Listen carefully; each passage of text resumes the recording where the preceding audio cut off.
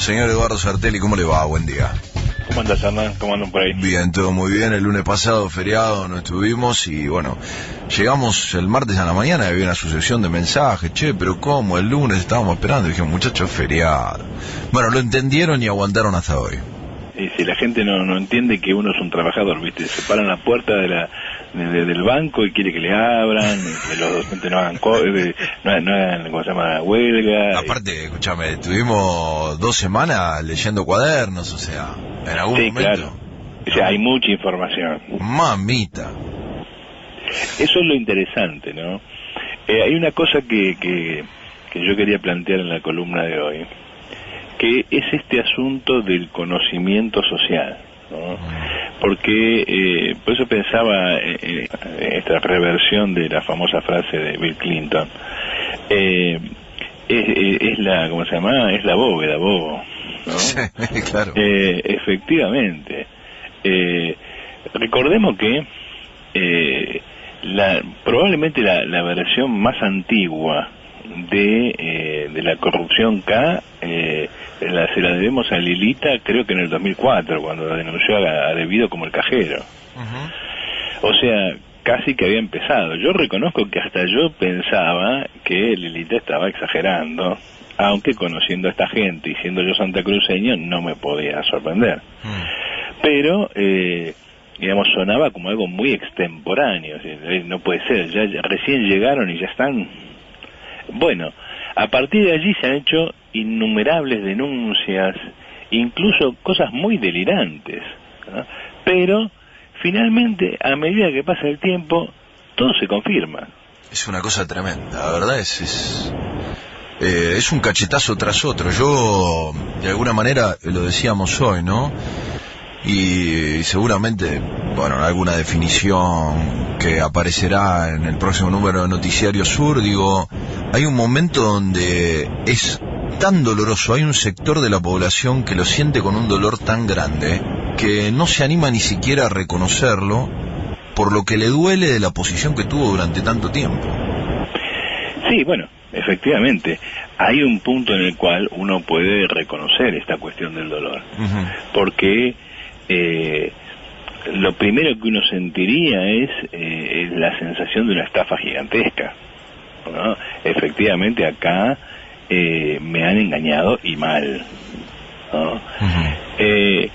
Eso, digamos, se procesa, si vos querés, psicológicamente, políticamente, digamos, normalmente, ¿cómo se procesa eso? ¿Cuál es uno de los efectos del destape progresivo de la gigantesca estafa que hemos vivido, que no es la estafa económica? O sea, acá la gigantesca estafa que hemos vivido no es la estafa económica. La estafa económica es simplemente, como ya lo hemos dicho muchas veces, el modo en que funciona el capital en la Argentina. Punto. Acá lo que hemos visto es la gigantesca estafa política que significa el kirchnerismo. O sea, la cantidad de gente que se ilusionó efectivamente con la posibilidad de un retorno al peronismo de izquierda de los 70. Pero bueno, tampoco es una sorpresa, porque el peronismo en su conjunto históricamente es una gigantesca estafa política. Un decirte, hagamos esto por parte de gente que no solo no lo hace, sino que hace exactamente lo contrario. Y digamos, probablemente esto sea lo peor. ¿Qué quiere decir lo peor? Porque no es un gobierno que ha sido desplazado militarmente o por la violencia del lugar que ocupaba. Es un gobierno que perdió las elecciones. Punto 1. Segundo, no es un gobierno al que se lo esté juzgando por haber hecho mal las cosas en términos económicos. Acá, si vos querés, la causa del dólar futuro es casi la más injusta y la más inocua, porque finalmente, más allá de los negociados que puede haber habido detrás de ese tipo de maniobra, como sucede siempre en la Argentina, es casi una decisión de política económica que, como tal, digamos, todo gobierno que ha llegado, por lo menos en términos de democracia burguesa, por el voto popular, tiene derecho a tomar, se equivoque o no. Pero acá lo que yo calculo que genera más dolor y que molesta más y que hace que la gente se emperre en negar la realidad de una manera asombrosa, es que estamos viendo el peor de los crímenes, porque es el crimen incluso más inútil de todos. Es simplemente quiero apropiarme de dinero simplemente porque quiero tenerlo. O sea, es casi un pecado bíblico, la avaricia, ¿no? Ni siquiera es una ambición política, el intentar hacer alguna cosa que tenga que ver con transformación de la realidad. Es decir, esta gente moralmente está hasta debajo de Stalin, digamos, ¿no? Porque uno podría acusar a Stalin de muchas cosas, de acumulación de poder, de esto y de aquello, pero detrás de eso hay todo un proceso social. Acá no hay nada. Detrás de esto lo que hay es una gigantesca estafa política. O sea, se cagaron de risa en la cara de millones de personas. Ahora bien, la pregunta es, ¿cómo encaramos esta crisis política? Porque no sé si te das cuenta, yo creo que sí, porque es muy evidente para todo el mundo, ¿no? Que el gobierno, sin decir agua va, está llevando adelante un despliegue de la crisis como modo de realizar el ajuste. Es decir, lo hemos dicho muchas veces, ¿cuál es la virtud de la crisis? Virtud entre comillas, para los capitalistas.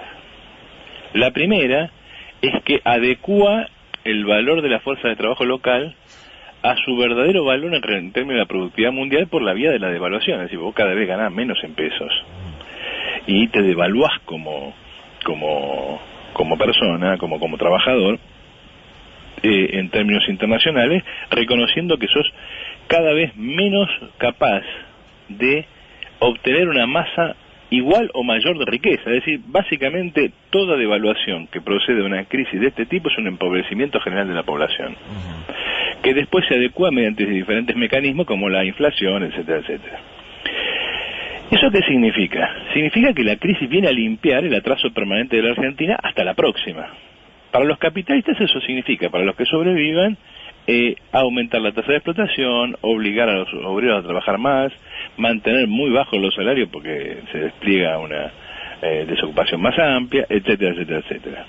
Y para el conjunto de las cuentas fiscales significa un respiro, porque se licúan las deudas, el país entra en default, bueno, todo lo que ya conocemos. Es decir, eso es resolver la crisis a la manera capitalista. No es que eso es la consecuencia de no resolver la crisis, eso es la resolución de la crisis. El gobierno no podía hacerlo. ¿Por qué no podía hacerlo? Y no podía hacerlo porque se le veía la Argentina encima. De ahí que el gobierno adoptara la política de el gradualismo, que como ya lo dijimos hace mucho tiempo, estaba atada a esta ilusión de Javier González Fraga de que de a 30.000 millones de dólares por año, en 4 o 5 años uno ordenaba las variables. Es lo que estaba haciendo el gobierno. De ahí el exilio de Melconian y de ahí la aparición en primer plano de gente ligada a esa corriente que de alguna manera encabeza o tiene como un foco de atracción a Javier González Fraga e incluso gente como Labaña. El gradualismo cayó con la crisis, porque como dijimos en la primera columna de este año, la carrera entre el dólar y entre, ¿cómo se llama?, la deuda y la crisis la terminó perdiendo antes de que estallara, antes de que llegara a las elecciones. Ahora, vos fíjate que lo que estamos viviendo, con una caída del 6% de la producción del PBI, con una caída enorme de la producción industrial, con un proceso de desocupación ya cada vez más amplio que se ve incluso en la calle, o sea, ya estamos viendo escenas similares a las del 2001. Sin embargo, no tenemos a la vista un proceso, una reacción popular de algún tipo. No lo tenemos a la vista y no parece. El gobierno está preocupado, de ahí que está, digamos, aceitando muy bien sus vínculos con Francisco, de ahí el tema de la discusión y de la mano libre que le quedó a Michetti para negociar y para conseguir el rechazo del aborto en el Senado, entre otras cosas porque no quiere tener la calle sublevada, sobre todo por movimientos de corte piquetero. De ahí que, como dijo un referente del movimiento de desocupados, basta con que uno diga algo para que enseguida te empiecen a llover bolsas con alimentos. Es decir, estamos tratando de evitar un escenario 2001. Ahora,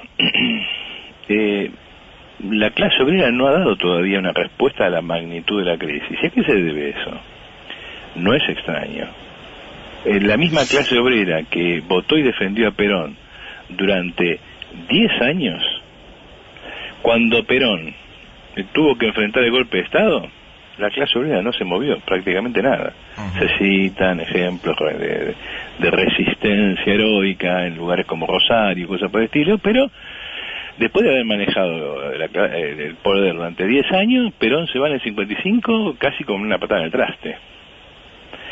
El peronismo llega al poder otra vez después de 18 años, lucha y vuelve, etcétera, etcétera, etcétera, y poco tiempo después cae ignominiosamente sin que haya la menor reacción de la clase obrera. Bueno, Cristina, después de una década maravillosa, cae y no pasa nada. Me acuerdo que era una frase común entre los kirchneristas, es, si lo tocan a fulano, el quilombo que se va a armar. Bueno, a esta altura del partido ya han manoseado 4 o 5 veces a todo el mundo y no pasa nada. ¿Qué enseñanzas nos deja esto? Uno, el efecto de esta estafa política. La primera, las virtudes que se alegan, es decir, todo lo que nos dio Juan Domingo, todo lo que nos dio Néstor, todo lo que nos dio Cristina, no ha de ser tanto. Porque si fuera tanto, o la gente es idiota, o no se dio cuenta. Y la segunda, el principal legado de eso, es la gigantesca desmovilización del movimiento popular. Es decir, se demuestra empíricamente que todo ese asunto del empoderamiento del pueblo que producía el kirchnerismo era completamente falso. Y que el kirchnerismo, como todo bonapartismo, como el peronismo histórico en la Argentina, como el chavismo en Venezuela, etcétera, etcétera, no viene a empoderar a la población, sino precisamente lo contrario, a desempoderarla. Y ese desempoderamiento, por corrupción, por cooptación de dirigentes, por la completa desilusión política que genera esta estafa, eso deja a la clase obrera en condiciones de ausencia de poder, de carencia de liderazgo, de carencia de construcción de poder, que es lo que explica que Mauricio pueda pasearse por la República haciéndose el que sufre una crisis que él no produjo, pero dejando que la crisis produzca el ajuste que él tiene que producir, como buen capitalista, que no se anima a producirlo abiertamente, yo soy capitalista, te voy a bajar los salarios, te voy a hacer esto, te voy a hacer lo otro, y deja que la crisis lo realice. Por eso esta idea tan, a mi juicio, ingenua, de que a Mauricio se lo va a llevar puesta la crisis, debe ser pensado con mucho cuidado. Obviamente puede suceder. Bueno, pero también puede suceder que el dólar trepa porque no lo queremos dejar, porque lo queremos dejar trepar. Sí.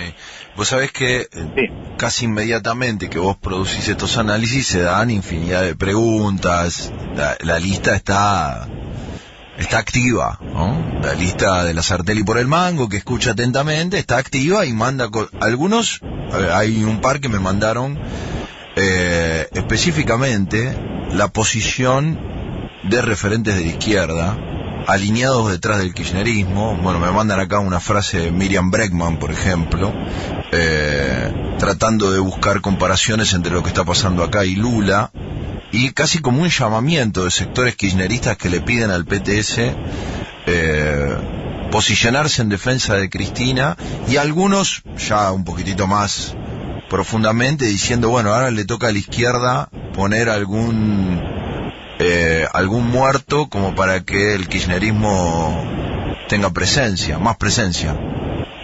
Mira, está claro que la masa de kirchnerismo que todavía sobrevive está especulando con la crisis, y obviamente está especulando con que la crisis produzca un desgaste del gobierno que los devuelva al poder en el año que viene.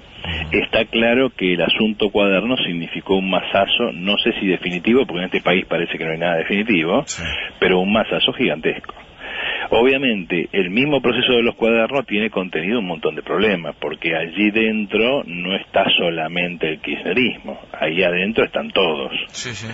Y toda la cuestión es, como dijo alguien, ver cuando los arrepentidos empiezan a callar. Hay no recuerdo quién, no sé si Segre o qué comentarista de Brasil, de la situación brasileña y del Lavajato, decían que al principio los jueces tenían que insistirle 3 veces a cada uno hasta que se arrepentían, y después que empezaban a hablar había que insistirle 5 veces para que empezaran a callarse. Es evidente que todo esto contiene una situación que puede ser un boomerang y llevarse puesto también a Macri. No, a ver, hoy hay toda una defensa de por qué hay un corte en el 2008 de la investigación. Hay un corte porque los cuadernos arrancan ahí, pero en todo caso yo decía, si hay algún funcionario kirchnerista que cobró en el 2006, que se presente, que señale al empresario que pagó, que explique dónde llevó la plata. Y esto puede ir para atrás todo lo que quieran, o sea, tienen la potestad de hacerlo. Claro, si ellos están ahí. Digamos, si viene Cristina y dice, bueno, efectivamente, acá vino... Franco Macri me pagó tanta plata para esto. O Mauricio, o quien sea. Derecho viejo, claro. Pero me insisten, posiciones de referentes de la izquierda, tratando de evitar, o sea...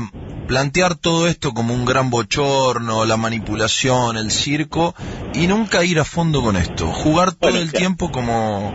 La primera cuestión con respecto a eso, si analizás al conjunto de la izquierda, es lo que siempre hemos dicho, su dependencia del peronismo y en particular del kirchnerismo y su, yo diría, irracional deseo de herencia.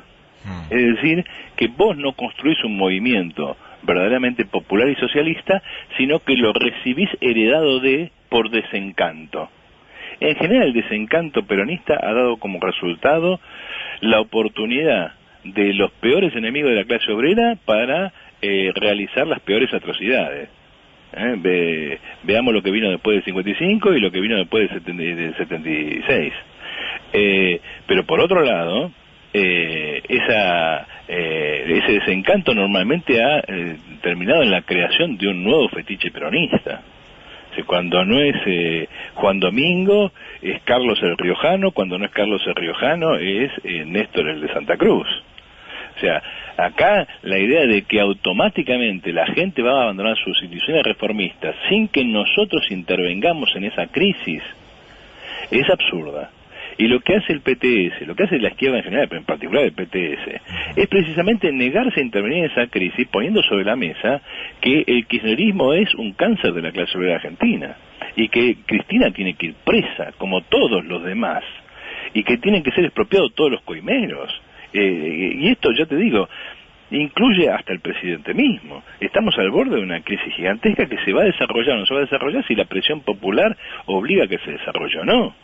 Entonces, la izquierda como tiene la función y la obligación de desarrollar la crisis, no de apañarla y contenerla.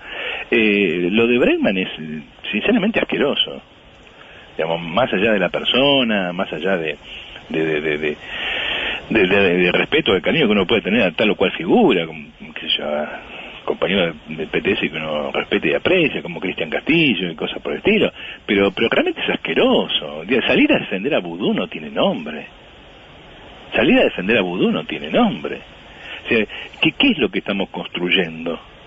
¿Qué es lo que pretendemos construir sobre la base de decirle a la clase obrera, tus peores dirigentes no son tan malos como los del gobierno actual? Es más, tus peores dirigentes están siendo víctimas de una injusticia. No son tan malos porque son populares. Claro, entonces... O sea, pueden hacer lo que quieran porque en definitiva ellos se presentan como firmes junto al pueblo. Porque además eso, ¿no? Es la carta de presentación, pero después no termina siendo en la práctica. No, claro, pero vos ves frente a eso el conjunto de la izquierda paralizado. Es decir, a ver, ¿cuánto? Vos fíjate lo de Casero. Qué interesante que lo de Casero. Todo el mundo se enoja con Casero. ¿No? Todo el mundo se enoja. Que es un reaccionario, que es un facho. No me importa. El tipo logró una marcha que la izquierda no puede hacer. No puede hacer porque no se la propone. Bueno, porque probablemente nunca avanzaría junto con gente que pide justicia, porque en definitiva el problema es que la justicia que le están planteando es una justicia burguesa. Bueno, con ese razonamiento nunca avancemos con la gente que pide aumento de sueldo, porque pedir aumento de sueldo es pedir mantenernos en la relación de explotación en la que estamos, porque bueno, un salario supone explotación. Yo no me puedo hacer cargo de las incoherencias. Y claro, pero te das cuenta que es una incoherencia absoluta. Además, vos fíjate que no podemos exigir justicia en este caso, pero sí podemos exigir justicia para que debido no sea desaforado, porque se violenta el orden constitucional. O sea, estamos todos locos. Estamos todos locos. Ahora, vos fíjate lo que hace Casero. Una frase absurda, sin ninguna importancia, le da un contenido a toda una marcha. Le da un contenido y le da fuerza moral a todo un conjunto de tipos, a los que vienen bastante golpeados, porque creían en la ilusión de que viene Mauricio, organiza 3 cosas y se acabó la historia, ya nos vamos para adelante y el peronismo no vuelve más. Bueno, si bien yo planteaba muy críticamente las posiciones de Casero con respecto al tema de la recuperación de nietos, que me parece pifiada, y después pidió disculpas, es clave que hoy la tapa de Página 12 habla del flan. Pero es lógico. O sea, hasta cierto lugar tocó una fibra íntima que el diario tiene que salir a rehacerse desde esa frase, o por lo pronto ser crítico con esa frase para olvidarse de otras cuestiones que lo pone bastante en evidencia, ¿no? De todo lo que negaron durante mucho tiempo o que se transformaron como el house organ del gobierno kirchnerista. Claro, pero vos fíjate, que Casero representa una alternativa reaccionaria, a mí no me cabe la menor duda. Además, yo puse en Facebook, al segundo que Casero dijo la frase, y que Fantino le aseguró el hashtag quiero un flan, sí. Al segundo puse, nació Beppe Grillo, porque es precisamente el desarrollo inicial de una crisis de representatividad burguesa, que tiene que ver con el que se vayan todos.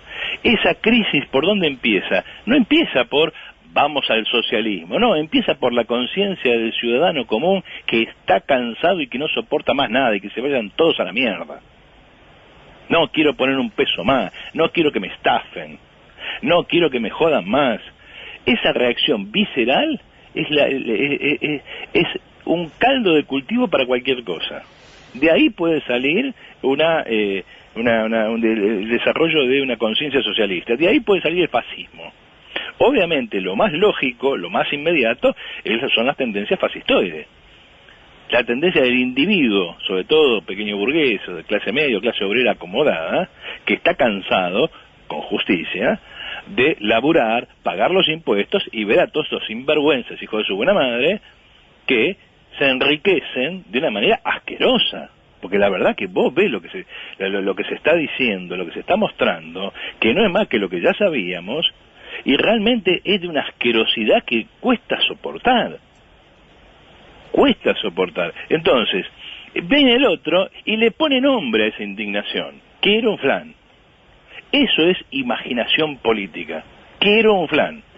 ¿Por qué nosotros no tenemos esa imaginación política? ¿Por qué la izquierda no puede sintetizar una frase, una consigna que canalice la bronca y la indignación popular? Porque la izquierda le tiene miedo al peronismo.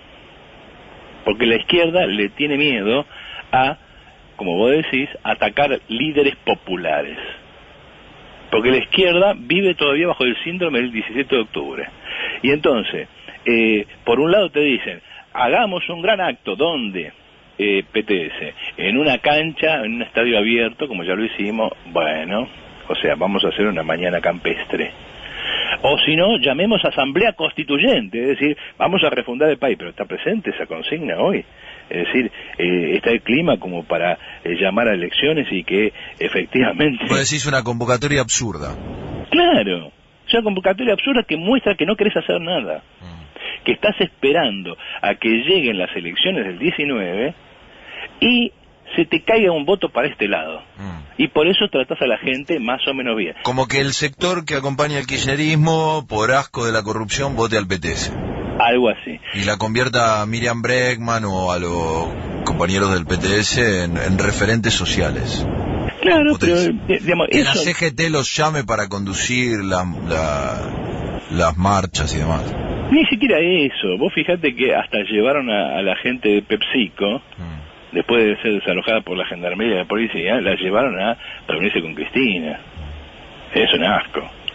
Lo de PO es un poco más decente, pero si vos ves lo último que acaban de sacar, que ya implica un recule de posiciones anteriores, porque el PO sostenía que todo esto era una ¿cómo se llama?, una pantalla de humo, y de a poco ha empezado a entender que hay una crisis de régimen político muy importante. Bueno, entonces, ¿qué hacemos? Otra asamblea constituyente. Está bien.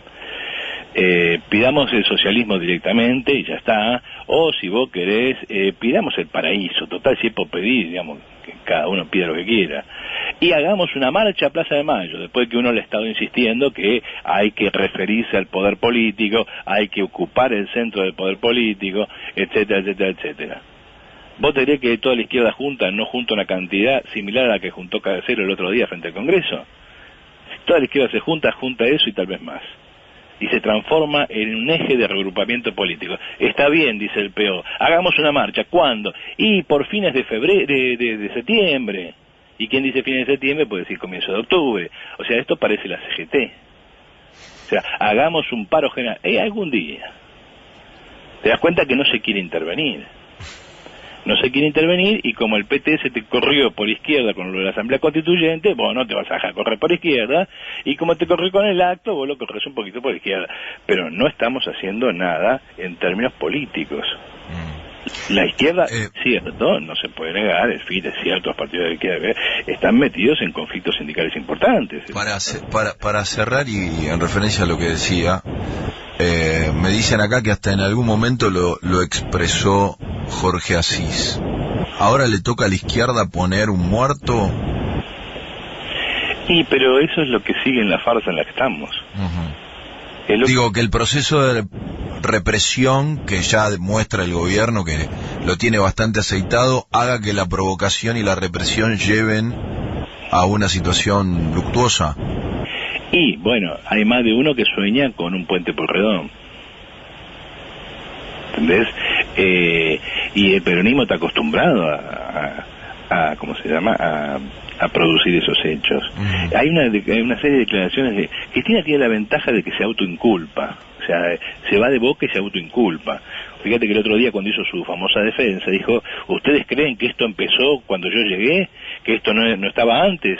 O sea, estás diciendo que esto existe, que vos lo recibiste de herencia y que lo continuaste.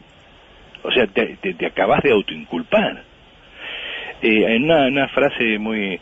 un pseudo periodista que escribió un libro sobre la muerte de Mariano Ferreira se comió el verso de que Néstor se había muerto indignado por la muerte de Mariano Ferreira. Bien, Cristina, contando una serie de situaciones, desemboca en contar este episodio. ¿Qué pasó cuando murió Mariano Ferreira? ¿Y cuál era el temor de Néstor y de ella? Que les habían plantado un puente Pueyrredón. Entonces actuaron y corrieron para evitar un puente Pueyrredón, porque se sabe que en la Argentina el puente Pueyrredón es la piedra de toque de una crisis política. De ahí que ellos intentaron plantar su puente Pueyrredón, ¿con quién? Con Maldonado. ¿Entendés? Entonces, ¿ahora qué pasa? Y necesitamos un puente Pueyrredón. ¿Para qué? Para que el kirchnerismo suba a la palestra como el defensor de las libertades públicas en Argentina, de la clase obrera, y una víctima de la represión macrista, y a Macri colocarlo en el lugar de Duhalde, que tiene que estar de salida, como sucedió en aquella instancia. Entonces, lo que dice Asís, yo no se lo escuché, pero si vos decís, es probable que lo haya dicho, lo que dice Asís no es extraño. La función de la izquierda viene siendo esa: poner el cuerpo para que otros operen políticamente sobre él. Eduardo, te mando un abrazo, buena semana. Eduardo, te mando un abrazo, buena semana. Eduardo, te mando un abrazo, buena semana. Eduardo, te mando un abrazo, buena semana.